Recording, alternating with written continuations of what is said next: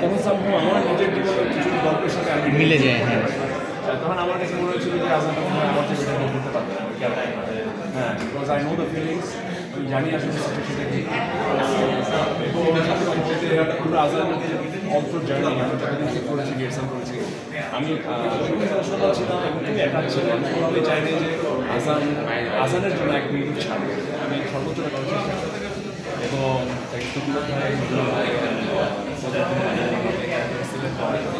এবং পুরোটা এত সুন্দরভাবে গল্পের অপেক্ষা করলো গল্প করতে করতে একটা পর্যায়ে তখন খারাপ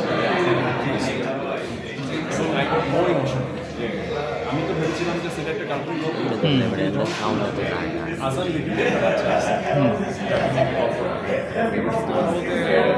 হার্ড ব্রোকেন হয়েছিল তখন।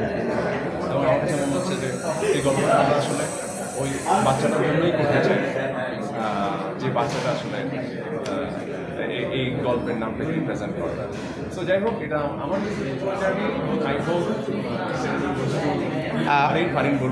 ফারিনাপুর কাছে জানতে চাইবো বাবার ফিলিংসটা বললেন। বাবা, হ্যাঁ আপনার কাছে জানতে চাচ্ছি বাবার ফিলিংসটা বললেন ইরফান ভাই, আসলে মায়ের ফিলিংসটা আরও বেশি এবং কাছ থেকে নিজেই সবটা দেখলেন, সেই বিষয়টা নিয়ে। আচ্ছা, আজানের গল্পটা আমার কাছে আসার আগে মানে আমি আসলে এই গল্পটা কিছুটা শুনেছিলাম বা কিছুটা পুরো ভাইয়ের কাছে শোনা হয়েছিল, বাট সেটা যে আমাকেই না হচ্ছে বা আমি করছি এটা আমি একদমই জানতাম না।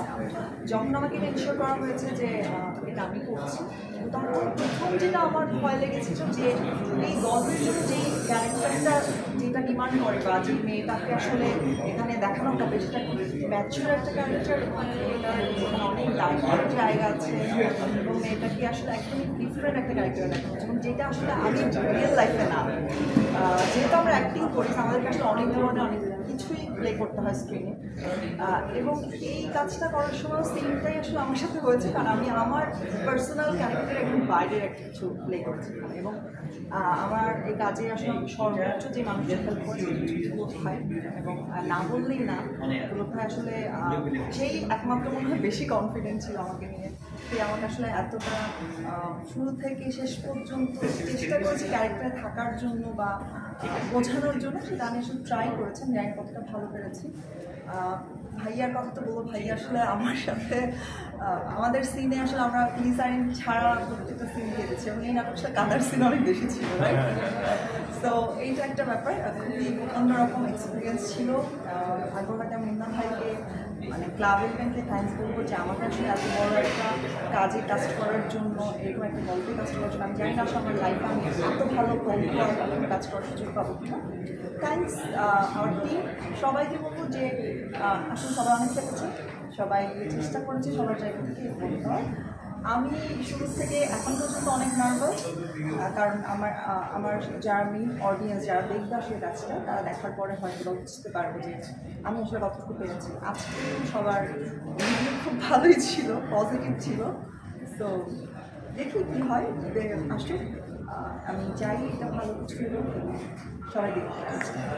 দুজনের কাছে একটা প্রশ্ন থাকবে, আমরা জানি যে এই শোটা ঢাকা এবং ঢাকার বাইরেও হয়েছে, প্রচুর পরিমাণ পরিশ্রম করতেছে স্বাগত।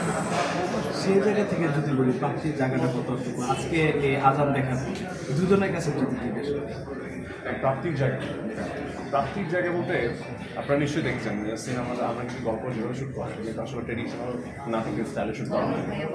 ফিল্ম আমরা ফিল্ম ট্রিটমেন্ট দিতে চাই, আর ফিল্মে মানুষ কি দেখতে চায়, ফিল্মে মানুষ আসলে অনেক ভেরিয়েশন দেখতে চায়। হ্যাঁ, আমরা ছোটো একটা শর্টের জন্য প্লেনে চলেছি, আমরা ছোটো একটা শর্টের জন্য সিনেমা বেরিয়েছি। তো আমার কাছে মনে হচ্ছে এই ব্রড যে এই এক্সিকিউশন, এটা কিন্তু ডিরেক্টর মাস্টার। আমি একটু পুরো ভাইকে দেখি, পুরো ভাই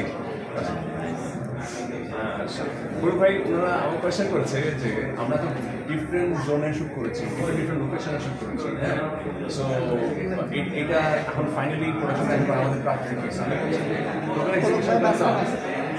আপনি একটু বলবেন এই জিনিসটা, এই প্ল্যানিংটা নিয়ে, কাজ পুরো জিনিসটা আপনার মাথায় ছিল? আমরা অনেক ডিফারেন্ট জায়গায় শ্যুট করেছি, আমরা সাগরে শ্যুট করেছি, পাহাড়ে শ্যুট করেছি, সিনেমাতে শ্যুট করেছি। আচ্ছা, যাচ্ছে প্রশ্ন রেখে আপনি আমরা জানি যে ঢাকা এবং ঢাকার বাইরে দুজনে প্রচুর পরিমাণ পরিশ্রম করছে, সাথে আপনি যদি আজকে কথা বলি যে আজকে